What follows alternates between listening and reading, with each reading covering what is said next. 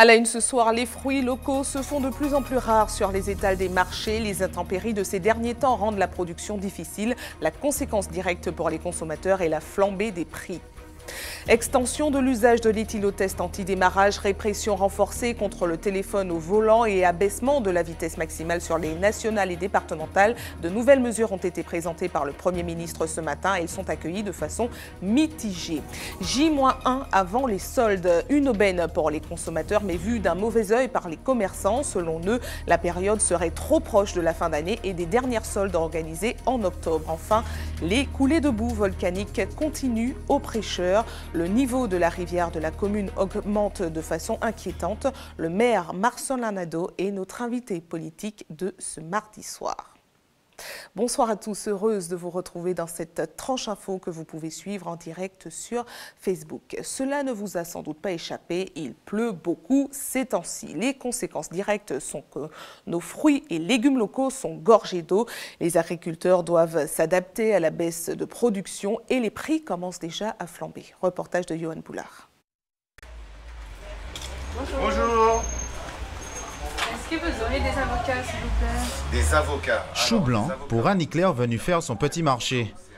À 2 semaines du terme de sa grossesse, elle a une irrésistible envie, peut-être le fruit de sa condition. Vous savez bien, hein, les femmes enceintes, elles ont des envies, donc je voulais faire un guacamole aujourd'hui et je trouve pas d'avocat. Onde tropicale, ouragan, une météo de fin d'année désastreuse expliquerait aujourd'hui un début de pénurie. Certains fruits et légumes se font denrées rares, comme par exemple la banane jaune. Pour travailler ici dans le magasin, entre 80 et 100 kg de bananes jaunes que je commande à chaque fois pour le jeudi et le vendredi. Malheureusement maintenant, vu qu'il y a une certaine pénurie de bananes jaunes, la banane jaune, je ne peux même pas avoir un régime. Sur cette exploitation agricole, on pratique le désherbage thermique. L'étape est cruciale pour une production optimale, la méthode écologique. Seulement là aussi, on doit composer avec les caprices du temps. Il faut de la pluie à tomber pour nous faire arriver ça au clé. Mais trop la pluie non plus pas trop bon. Mais nous sommes obligés de faire évidemment nature puisque c'est pas nous qui régler rien là. Le procédé fonctionne mal à cause du sol détrempé. Qu'à cela ne tienne, on passe au système D. On va faire les moyens du bon, on est obligé de raser, puis obligé de sécler, si pas sécler, c'est le bac à gagner. On va biner, on va racher le bac. Il prend plus de temps. Une production donc plus lente, plus fastidieuse lorsqu'elle est possible, qui occasionne parfois des retards. La raréfaction des produits se répercuterait directement sur les prix, notamment sur les étals des marchands ambulants. Moi, j'arrive, je n'en dis pas, mais c'est cher quand même. C'est cher, mais on est obligé, plus que ces produits locaux que nous vendons. C'est pas un problème, et en plus, papi, il n'y a rien pour travailler. Il n'y a rien. Ah ouais, ben là, chez tout le monde, on ne peut pas trouver un baril qui fait peut-être 1,50 €. C'est 3 €, 4 €, ben là, le pouvoir acheter, pouvoir vendre. Du côté des touristes venus faire le plein de saveurs locales, eh bien, on fait avec. On trouve quelques légumes, on voit beaucoup de commerçants, il y a quelques variétés. En général, c'est un petit peu cher, mais on se satisfait de ça. C'est cher, mais on n'a pas le choix, on vient chercher des vitamines. Alors on prend sur place ce qui nous plaît. Par contre, sur tout ce qui est rhum, il n'y a pas de souci, c'est ce qui est beaucoup moins cher. Donc on s'est mis au rhum. Si certains ont trouvé leur solution, pour les autres, avant de déguster à nouveau tous les produits qu'offre l'île, il faudra attendre un certain temps, en tout cas, un temps plus ensoleillé. Et si les fruits locaux se font rares sur nos étals, en revanche, les nouvelles réformes apportées par le gouvernement, elles, se multiplient. 18 nouvelles mesures ont été annoncées par le Premier ministre ce matin pour la sécurité routière.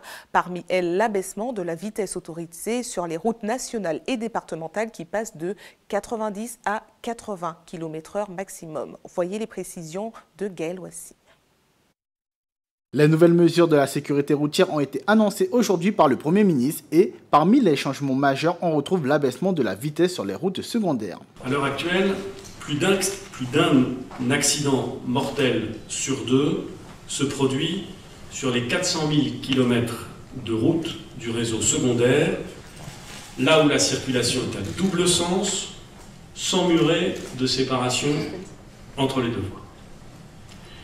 C'est donc là qu'il faut agir en priorité là où plus de 1900 personnes ont perdu la vie l'an dernier.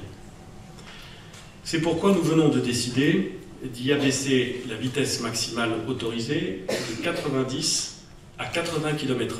Cette mesure trouve un écho dans les préconisations faites par Gabriel Serville en décembre dernier. J'ai voulu lancer un cri d'alerte pour dire que ça suffit.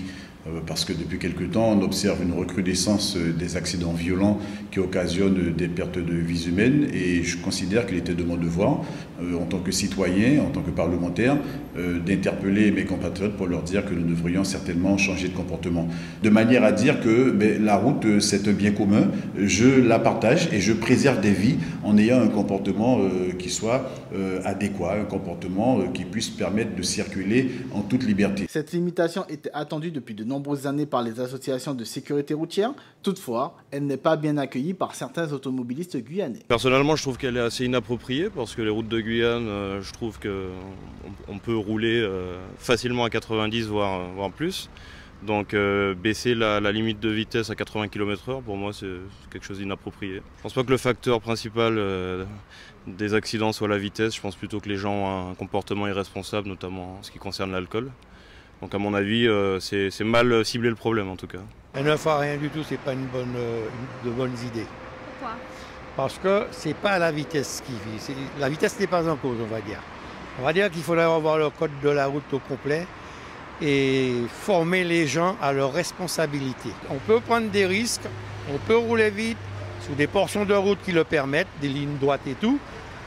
Par conséquent, cela ne pose aucun problème. Ce qu'il faut faire, c'est être attentionné, ne pas conduire pour soi-même, conduire pour les autres. Alors je ne vois pas pourquoi ils prennent cette mesure, alors que, j'ai oublié le nom de notre voisin européen, qui avait limité les routes à 80 km/h, qui les a remis à 90. La France rejoint ainsi la Suède, l'Angleterre ou encore le Danemark, qui ont abaissé la limitation de vitesse pour diminuer le taux de mortalité sur les routes.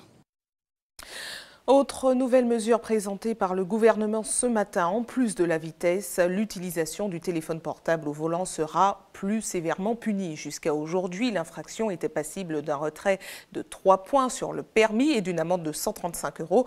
Avec la nouvelle mesure qui rentrera en vigueur en juillet prochain, le permis pourra carrément être retiré. Voyez les réactions recueillies par Johan Boulard. C'est un gouvernement qui est totalitaire presque, donc ça ne m'étonne pas d'eux. Mais c'est vrai que la mesure elle est excessive. Prendre le permis pour... parce que moi, souvent, au téléphone, au volant, je crois que je n'aurai plus de permis au départ de chez moi. Donc, ouais, c'est une mesure qui n'est pas valable. Elle n'est pas noble. Je trouve que c'est une mesure qui est totalement bonne, parce que y a trop de gens avec les portables qui, effectivement, téléphonent n'importe comment, n'importe... Voilà, et je pense que c'est une bonne mesure, ça éviterait des accidents et beaucoup de problèmes. Vu le prix d'un permis et les sacrifices que tu fais, il y a des enfants, des étudiants à l'école qui doivent rentrer le matin, le soir afin de pouvoir passer leur code, leur permis. Je trouve que quand même c'est un peu abusé. Après, bon, il y a des sanctions à prendre, mais bon, il faut quand même arrêter.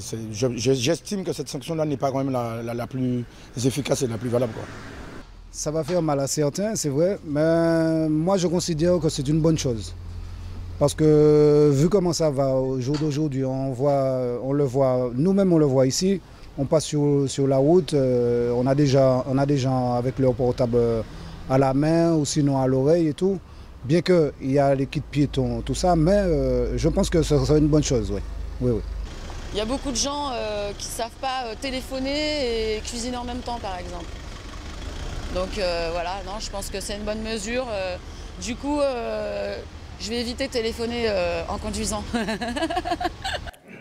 Revenons maintenant sur les phénomènes impressionnants observés dans la commune du Prêcheur. Cette nuit encore, la rivière est montée d'un cran. Nous vous en parlions hier. Les services de l'État se sont rendus sur place en reconnaissance et nous faisons le point ce soir avec le maire du Prêcheur, Marcelin Nadeau, qui est notre invité politique. Bonsoir à vous. Bonsoir. Merci. Bonsoir aux téléspectatrices et téléspectateurs d'ATV. Merci à vous d'avoir accepté notre invitation. Alors, les experts parlent de phénomènes cycliques qui reviennent environ tous les 10 ans. Alors, ceux qui n'habitent pas au Prêcheur ont du mal à s'en rendre compte. Est-ce que vous vous, c'est un phénomène qui est classique pour vous? Enfin, classique, je ne dirais pas classique, mais en tout cas, c'est un phénomène que nous avons connu par le passé. Lorsque j'étais enfant, effectivement, j'ai habité le Prêcheur, et dans le quartier qui n'est pas très éloigné, d'ailleurs, un des quartiers qui n'est pas très éloigné du lit de la rivière, et je connais bien ces crues torrentielles de la rivière du Prêcheur, qui d'ailleurs a eu des conséquences humaines, dramatiques quelquefois. Il y a eu, je crois, dans les années 50 même un mort, etc. Donc je pense que ça n'est pas un phénomène à prendre à la légère, mais qui revient tous les 10 ans.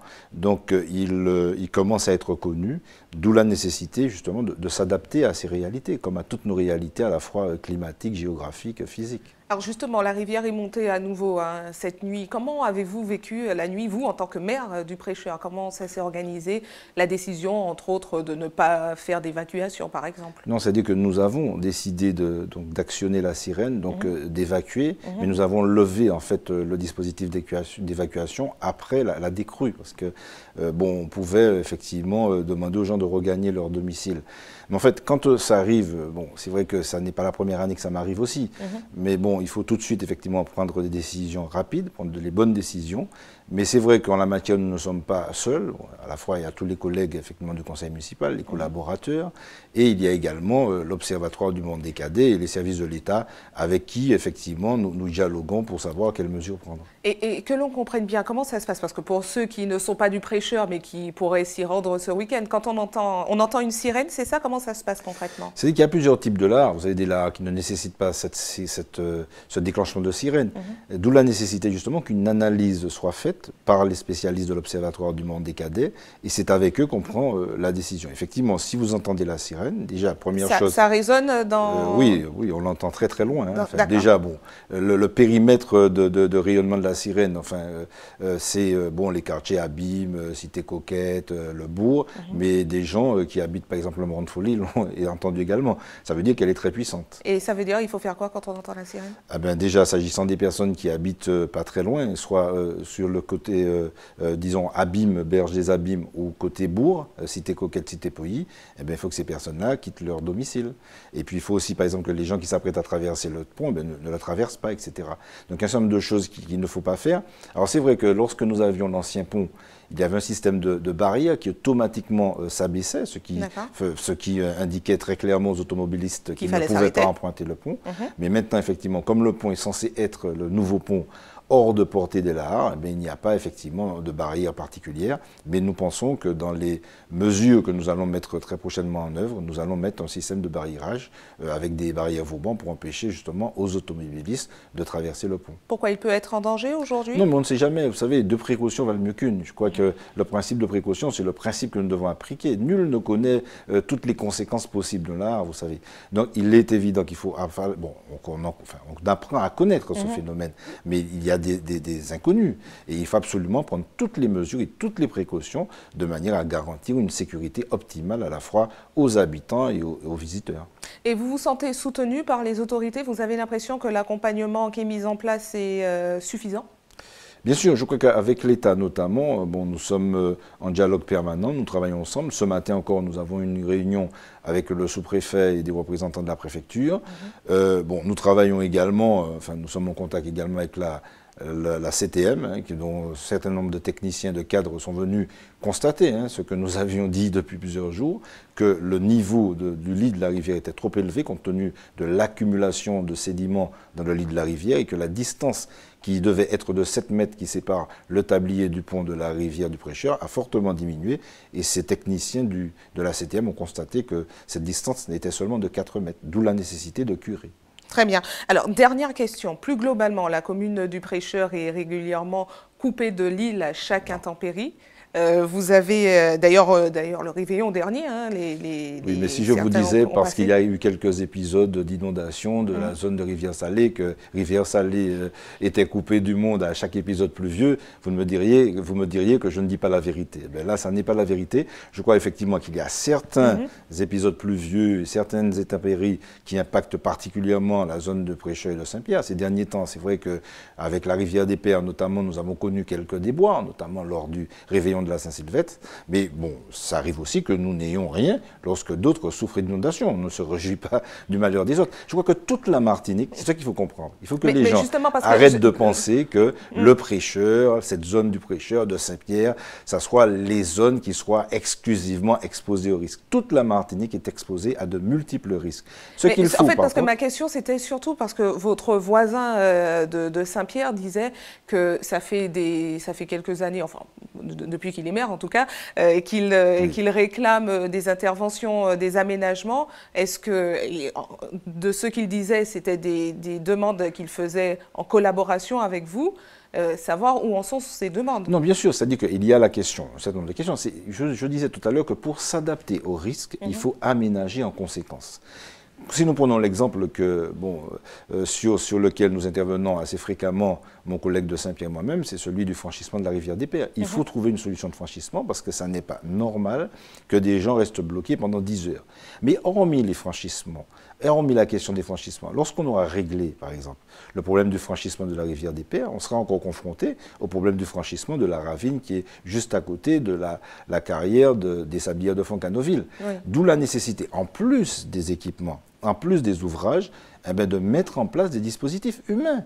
Par exemple, des services, des astreintes qui permettent aux services, par exemple, d'intervenir très rapidement et qui empêchent que les gens restent bloqués pendant des heures et des heures, entre 5 heures et 10 heures, comme ça a été le cas lors du fameux épisode pluvieux du réveillon de la Saint-Sylvestre. Très bien. Vous travaillez en collaboration avec la Moi, je crois que ce que nous souhaitons, alors, bien sûr, il y a quelquefois des incompréhensions qui génèrent des polémiques, mais je crois que tout ça, ça reste des polémiques stériles. Nous n'avons pas à polémiquer. Nous n'avons, quelles que soient nos orientations politiques, quel que soit le service ou la collectivité que nous représentons, dans l'intérêt de nos populations, nous avons l'obligation, je dirais quasiment, de nous concerter, de nous asseoir autour d'une table. Et d'ailleurs, nous devons, à l'initiative d'ailleurs du sous-préfet, nous devons participer à une réunion qui a lieu ce jeudi, de manière à trouver ensemble des solutions pour régler le problème de la rivière des Pères et je souhaite d'ailleurs que la problématique concernant d'autres cours d'eau soit également abordée. Parce qu'il y a une grosse problématique, et on doit mettre l'accent dessus, des rivières de la montagne Pelée. Vous savez qu'il y a notamment une étude qui a été faite par un étudiant qui était d'ailleurs à un moment à l'Observatoire du Monde des Cadets sur les cours d'eau, les rivières de la montagne Pelée. Ce sont des rivières spécifiques qui ont des caractéristiques propres. Il nous appartient en tant que Martiniquais, comme c'est toute une partie de la Martinique quand même, de trouver des solutions, d'avoir une réflexion sur les caractéristiques de ces rivières. Vous avez des crues violentes, des crues rapides, des crues qui peuvent être dévastatrices. Il nous appartient de prendre toutes les mesures, tant en aménagement, aussi en prévention.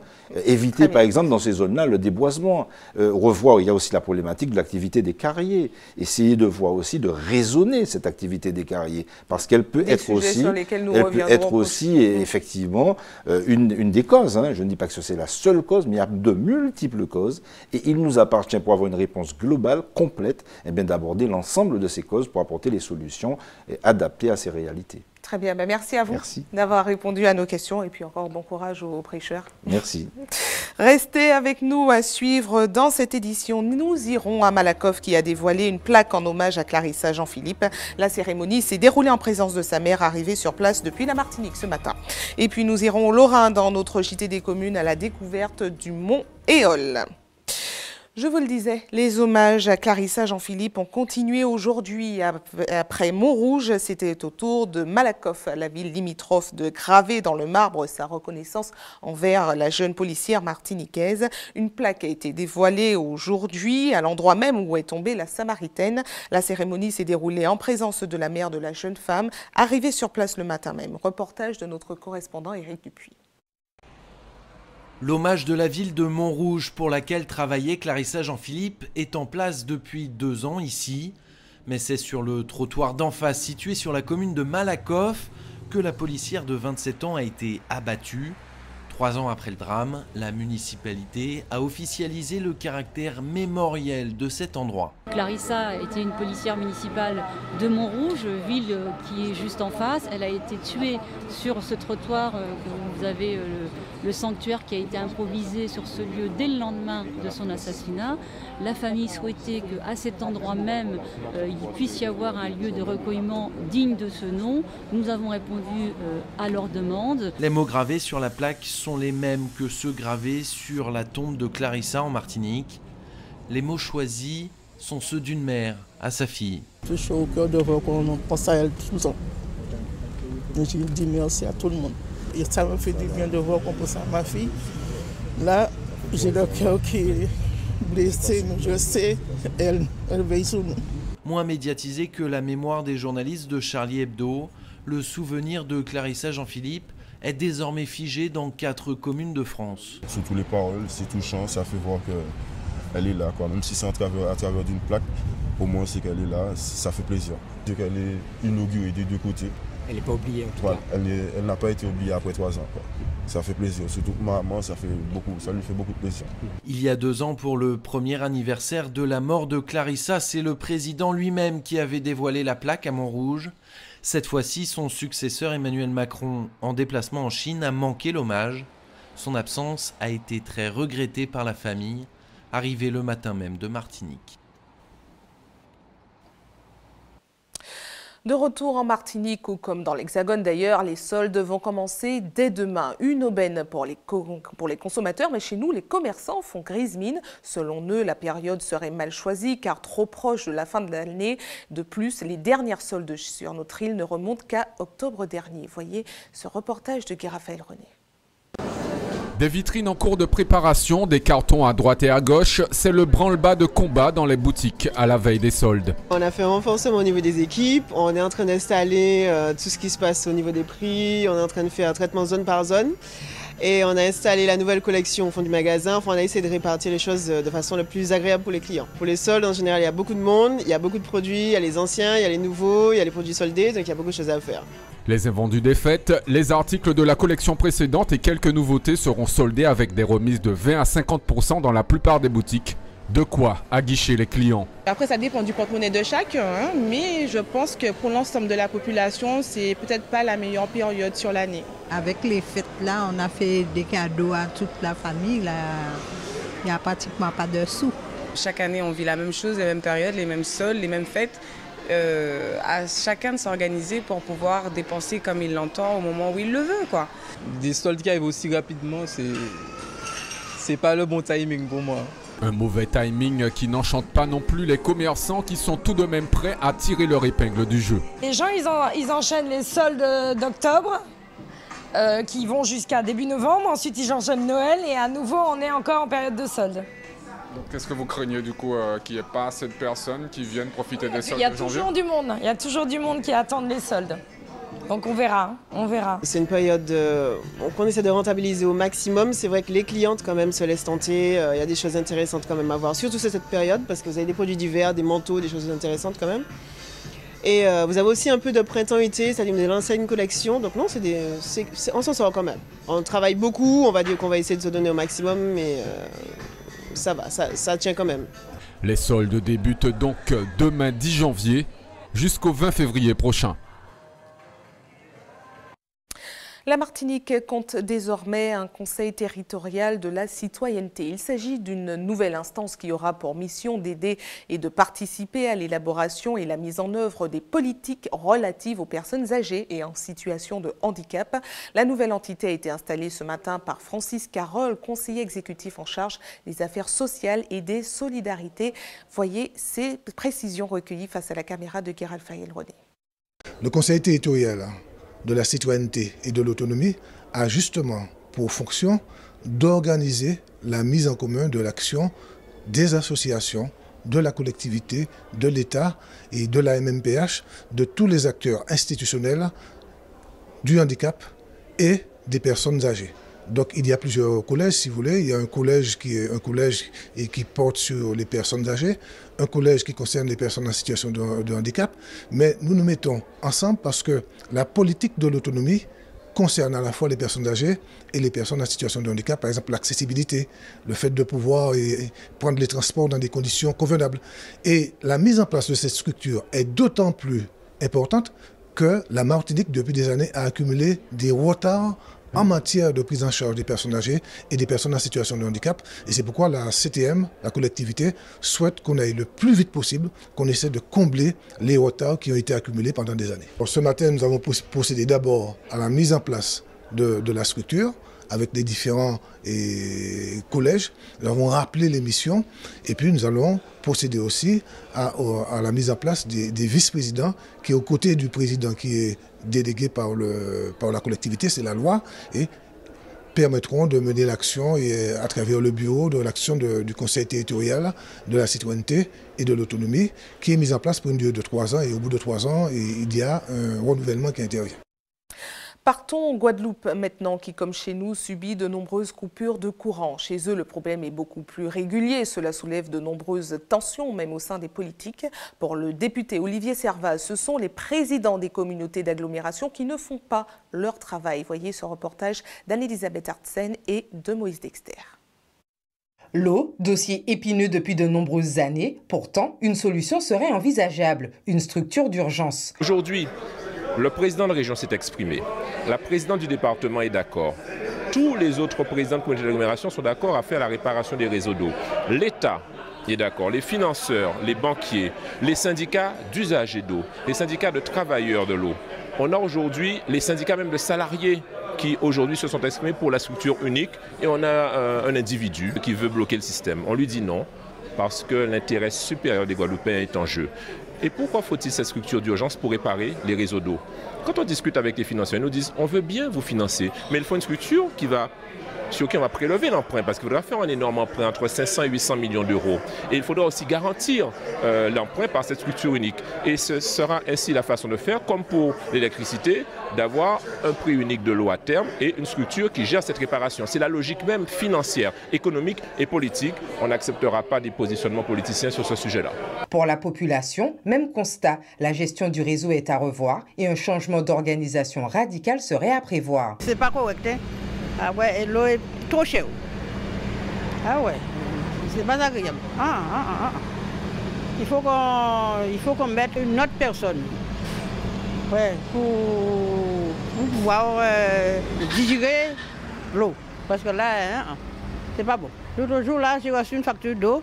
Ce matin, marqué 372 €. J'ai dit, j'ai pas de piscine chez moi.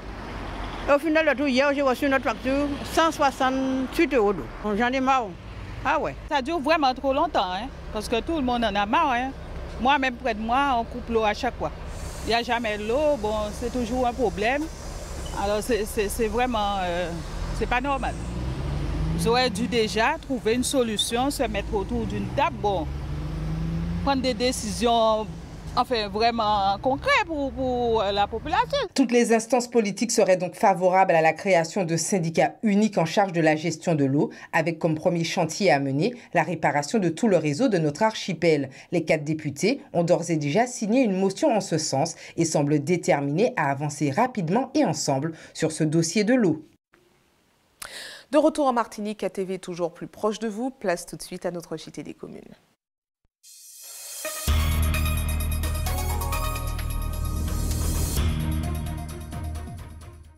Direction le Lorrain, au Morne-Céron, plus précisément, à la découverte du domaine du Mont Éole. Il s'agit d'une ancienne demeure entièrement rénovée pour devenir une maison d'hôte dans un coin de verdure. Hubert Bornil et Valérie Vincent se sont rendus sur place. Regardez. Il faut faire environ 4 km après le bourg du Lorrain pour découvrir ce magnifique paysage. C'est ici que l'on trouve le domaine de Mont Éole, une maison qui a toute une histoire, puisqu'à l'époque c'était une habitation. Aujourd'hui, on peut venir en famille, passer quelques jours de repos, se détendre, voilà, dans tout ce beau cadre.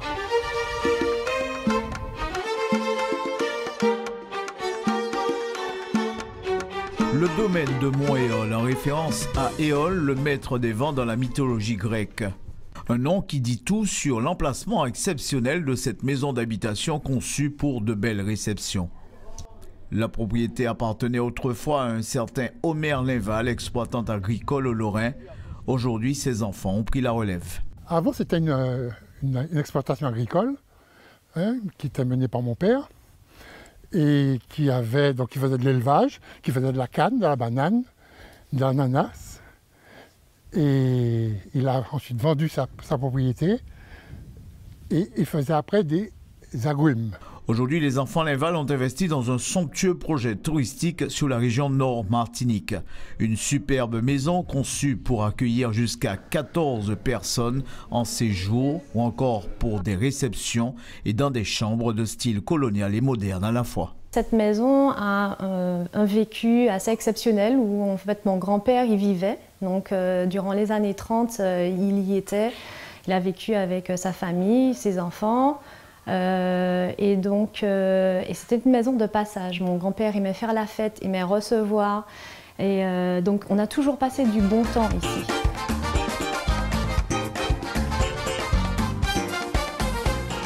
Et la Martinique, ce n'est pas qu'un site balnéaire. Il y a aussi beaucoup d'attraits dans le nord, beaucoup de choses à voir. Et après, comme il n'y a pas énormément de logements aussi, donc pour nous, en fait, on souhaite pouvoir attirer les gens et aussi qu'ils aient un endroit où loger. Voilà, mais on pense que vous avez de quoi programmer dès à présent voyage, une petite virée dans le nord de la Martinique, sur le Lorrain ici, tout en haut, tout au sommet du mont Éole, et visiter cette magnifique demeure. Information pratique avant de refermer cette édition à l'attention de ceux qui souhaitent faire un don de sang demain. Notez qu'un camion de l'EFS sera stationné de 8 h à 14 h sur le parking du centre commercial La Galeria. Et puis comme chaque jour ouvré, une équipe sera également à votre disposition de 9 h à 16 h à la maison du don au CHU Pierre Zobda-Kittmann au quartier Laménard à Fort-de-France. Et c'est la fin de votre journal local et régional. Mais ne bougez pas, la tranche info continue. On se retrouve dans une poignée de secondes avec Régine Germani en Tchèque. A tout de suite.